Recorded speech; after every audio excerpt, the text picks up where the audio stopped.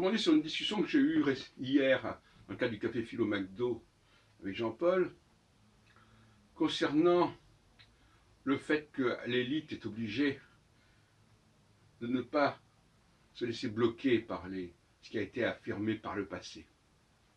Autrement dit, l'élite n'a pas à respecter sa parole, si on peut dire, que ce soit dans le domaine scientifique ou dans le domaine politique.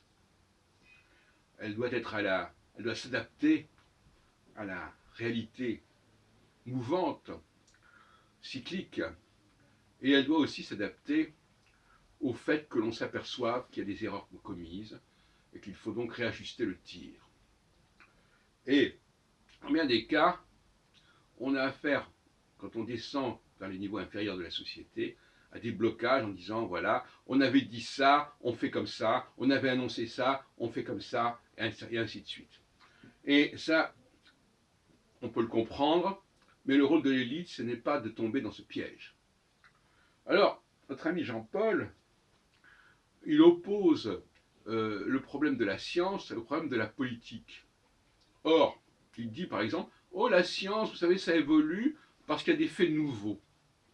C'est une vision un peu enfantine de l'histoire de la science.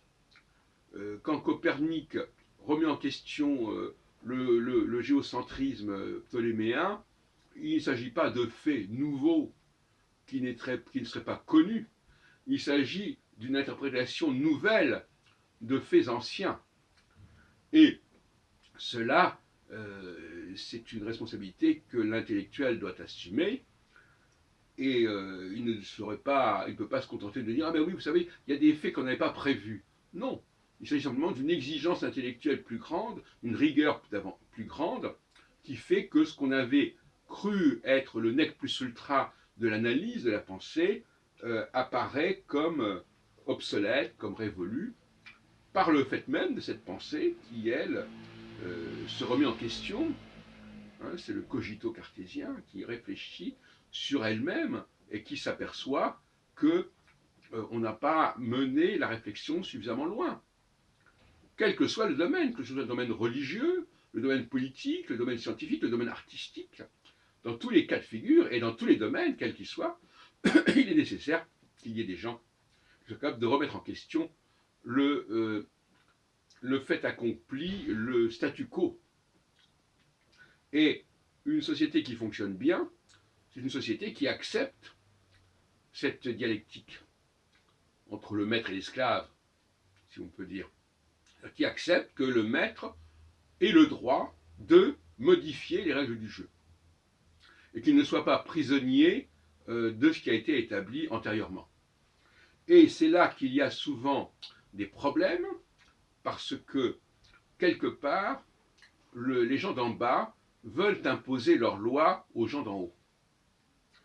En leur disant, voilà, écoutez, vous avez écrit ceci, vous avez dit cela, tenez-vous à ce que vous avez écrit ou dit. Or, ça n'est pas ça le vrai contrat social. Le vrai contrat social, c'est pas simplement que les gens d'en haut doivent être prisonniers de ce qui a été annoncé. Parce que ça veut dire que finalement, une fois que ça a été annoncé, il n'y a plus qu'à appliquer, il n'y a plus qu'à exécuter. Et finalement, ces gens-là, d'en haut, une fois que c'est mis sur papier et que c'est proclamé, eh bien, ils n'ont plus qu'à se croiser les bras. Ils sont sur la touche. Ils ont fait leur testament. Ils ont écrit quelque chose. Voilà, ils font leur testament. Après, merci, au revoir, on n'a plus besoin de vous. Non, c'est pas comme ça que les choses se passent.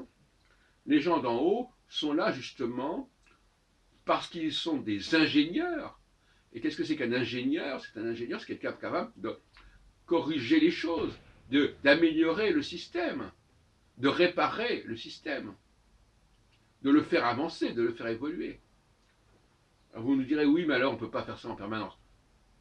Il y a effectivement un temps de cristallisation où les choses couvent, mais où on ne doit pas bouger trop, ça couve de manière souterraine.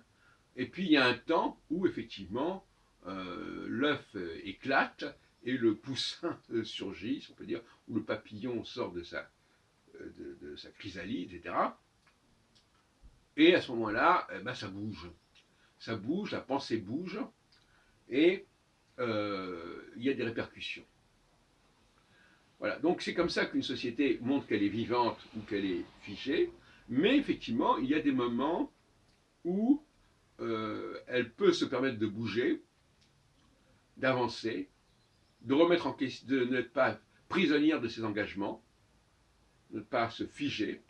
C'est une force. Quand on est prisonnier de ses engagements, on devient prévisible.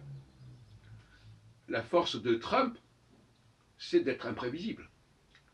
Et en phase yang, au sens astrologique du terme, l'imprévisibilité est une force. C'est-à-dire que le maître, il est maître, mais il est également maître de lui-même, c'est-à-dire maître de lui-même au sens qu'il est capable de prendre de la distance par rapport à ce qu'il a lui-même dit ou pas dit. Il est prisonnier, il n'est même pas prisonnier de lui-même. C'est important ça. Le maître n'est pas prisonnier de lui-même. Il n'est pas prisonnier des autres, mais il n'est pas prisonnier de lui-même non plus. Et donc ça, c'est un problème essentiel. Et minimiser le rôle du maître en disant oui, s'il y a des faits nouveaux, alors là, à ce moment-là, il faut faire quelque chose. Par exemple, s'il y a une guerre qui éclate, ah oui, alors là, on comprend qu'il faille réagir. Donc c'est une conception réactive du maître. Or le maître, lui, il n'est pas simplement celui qui réagit, il est aussi celui qui produit de nouveaux faits, de nouveaux événements, parce que sa réflexion a avancé, et c'est pas uniquement parce que les événements s'imposent à lui, mais parce qu'il s'est aperçu que l'analyse qu'il a faite devait avancer. Il ne faut pas oublier quand même que lorsque les gens sont candidats pour un poste comme la présidence, eh bien, ils ne sont pas dans les affaires, ils ne sont pas aux affaires. Ils vont aller aux affaires. Donc ce qu'ils peuvent projeter sur l'avenir, sur leur programme, c'est quelque chose qui est fondé sur une connaissance relativement distante de la réalité politique. Ils n'étaient pas là aux manettes. Donc ils peuvent s'apercevoir qu'il y avait des possibilités auxquelles ils n'avaient pas songé. Parce que c'est ça aussi qui est important. C'est qu'il faut être en situation pour s'apercevoir de ce qu'il faut faire. Je suis sûr que Napoléon, par exemple, il n'arrivait pas avec un processus devant une bataille automatique. Il regardait ce qui se passait, il observait, il captait des informations. Il n'était pas seulement dans l'émission, il observait, il recevait des informations et sur le terrain. Et à ce moment-là, donc, lui aussi, quelque part, était imprévisible. D'ailleurs, en grande partie. L'imprévisibilité de Trump, elle a certainement comme antécédent celle de Napoléon, voire celle de Hitler. Je dis ça avec beaucoup de distance, c'est-à-dire il n'y a pas de jugement de valeur, pas de jugement moral en tout cas. C'est-à-dire qu'est-ce que c'est que la morale dans ce domaine-là? La morale, c'est pour ceux qui dirigent de ne pas être prisonniers d'eux-mêmes, d'être complètement au fer de lance de la chose, d'être vraiment aux premières loges et de comprendre ce qu'il faut faire et tenir compte de tout face à d'autres leaders qui n'en seraient pas capables. Et là, effectivement, le leader qui est capable de se remettre en question et de remettre en question ce qui a été annoncé et ce qui a été établi par ses prédécesseurs, et même par lui-même, eh bien, il a un avantage sur les leaders qui n'en sont pas capables.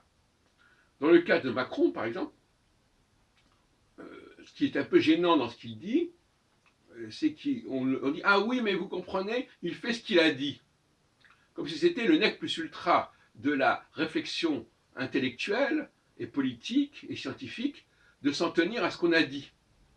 Le professeur, l'enseignant, effectivement, c'est ce qu'on problème de la vulgarisation. Il dit des choses, il véhicule des choses, il transmet des choses. Mais au niveau de la pédagogie de base, il ne fait pas référence. C'est le chercheur qui est le nobélisable qui va effectivement faire bouger les choses. C'est pas celui qui va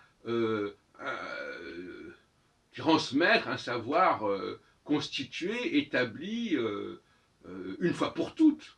Là aussi, il ne faut pas confondre les gens qui sont en haut et les gens qui sont en bas.